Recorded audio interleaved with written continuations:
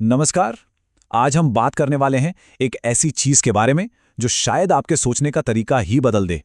एक ऐसा शब्द जिससे हम सब दूर भागते हैं, पर सच तो यह है कि उसमें ही असली ताकत छिपी है। सोच के देखिए, हम सबको किसी भी बातचीत में हाँ ही तो सुनना होता है ना? आखिरकार हाँ का मतलब ही तो सफलता होता है। पर क्या हो अगर मैं कहूं कि सबसे खतरनाक शब्द हाँ ही है?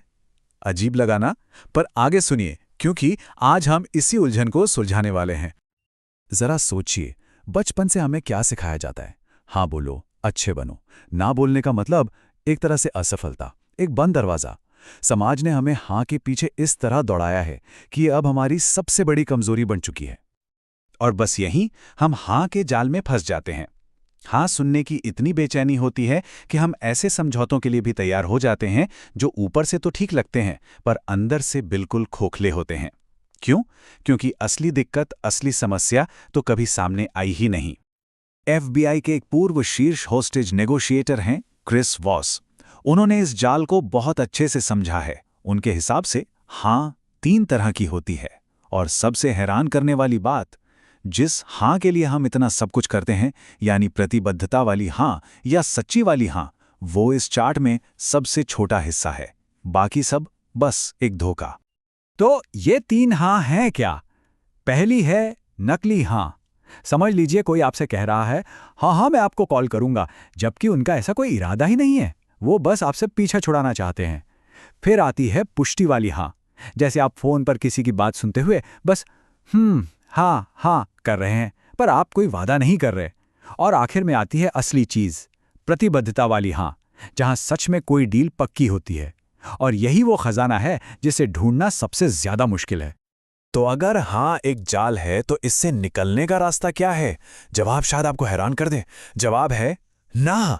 जी हाँ, बिल्कुल सही सुना आपने। ना किसी भी बातचीत का अंत नहीं है, बल्कि ये तो एक सच्ची और ईमानदार बातचीत का दरवाजा है। ये एक सुरक्षा का एहसास दिलाता है। इसके पीछे की साइकोलॉजी बहुत जबरदस्त है। जब आप किसी को ना कहने की आज़ादी देते हैं, तो वो अचानक से सुरक्षित महसूस करने लगते हैं। उन्हें लगता है कि कंट्रोल उनके हाथ में है। उनकी वो डिफेंस वाली दीवारें गिर जाती हैं और वो सच बोलने के लिए तैयार हो जाते हैं। चलिए, इन दोनों रास्तों को सीधे सीधे तुलना करके देखते हैं। एक तरफ है हाँ का रास्ता, जो दबाव, झूठे वादों और छिपी हुई समस्याओं से भरा है। और दूसरी तरफ है ना का रास्ता, जो आपको एक सुरक्षित जोन में ले जाता है, जहां कंट्रोल है, सुरक्षा है और सबसे जरूरी सच्चाई है। यहां वो असली मुद्दे सामने आते हैं जो डील को आगे बढ़ने से रोक रहे थे। तो आज से ये बात गांठ बांध लीजिए। ना मोलभाव का अंत नहीं, बल्कि असली मोलभाव का शुरुआती बिंदु है। ये एक मौका है ये जानने का कि क्यों नहीं। ये कोई रुकावट नहीं, बल्कि एक नई शुरुआत का संकेत है। ठीक है, थ्योरी तो समझ आ गई, लेकिन इसको असल जिंदगी में इस्तेमाल कैसे करें? हम जानबूझकर ना को कैसे बुला सकते हैं ताकि नतीजा बेहतर हो? चलिए क्रिस वॉस की कुछ प्रैक्टिकल तकनीकों पर एक नजर डालते हैं। क्रिस वॉस इसको ना उन्मुख प्रश्न कहते हैं। ये एक तरह से रिवर्स साइकोलॉजी है। आप एक ऐसा सवाल पूछते हैं जिसका जवाब ना में देना आसान हो, और अजीब बात यह है कि इससे सामने वाला व्यक्ति और भी ज्यादा खुलकर बात करने के लिए तैयार हो जाता है। ये स्लाइड इस बात को बिल्कुल साफ कर देती है। देखिए, क्या आपके पास बात करने के लिए कुछ मिनट हैं? पूछने की जगह जो उन पर हाँ बोलने का दबाव डालता है, आप पूछिए, क्या ये बात करने का बुरा वक्त है? लगभग हमेशा वो कहेंगे नहीं नहीं, ऐसी बात नहीं है। पता है क्यों? क्योंकि ना बोलकर उन्होंने कंट्रोल अपने हाथ में ले लिया। अब वो आपकी बात सुनने के लिए तैयार हैं।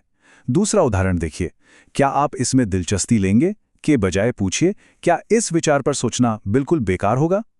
ये सामने वाले पर से सारा दबाव हटा देता है और उन्हें उत्सुक बना देता है। तो ये जादू काम कैसे करता है? ये 4 स्टेप्स का एक साइकोलॉजिकल डोमिनो इफेक्ट है। पहले, आप एक ऐसा सवाल पूछते हैं जो ना को बुलावा देता है। दूसरा, सामने वाले को तुरंत कंट्रोल महसूस होता है। तीसरा, उनका गुस्सा या शक कम हो जाता है। और चौथा, वो आपको सच्चाई बता देते हैं, उनकी असली चिंताएं और जरूरतें क्या हैं। तो आखिर में हमें अपना लक्ष्य ही बदलना होगा।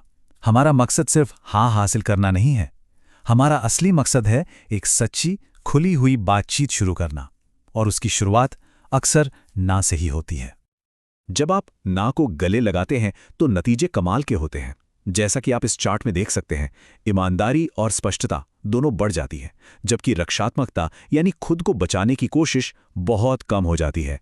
आप छिपी हुई रुकावटों को खोलते हैं और एक असली कनेक्शन बनाते हैं। तो आज की सबसे बड़ी सीख क्या है? हाँ का पीछा करना बंद कीजिए। ये ट्रेडमिल पर दौड़ने जैसा है। मेहनत बहुत लगती है पर पहुंचते कहीं नहीं। इसके बजाय ना को ढूंढिए। हाँ एक धोखा हो सकता है, पर ना हमेशा सच होता है। ये एक असली बातचीत के लिए मंच तैयार करता है। तो अब सवाल ये उठता है, इस नई शक्ति का इस्तेमाल कहाँ होगा? अपनी अगली वेतन वार्ता में? अपने साथी के साथ किसी बहस में? ऐसी कौन सी एक बातचीत है जिसे ना की तलाश करके पूरी तरीके से बदला जा सकता है? इस पे जरूर सोचिए, क्योंकि ये आपके संवाद करने का तरीका हमेशा के लिए बदल सकता है।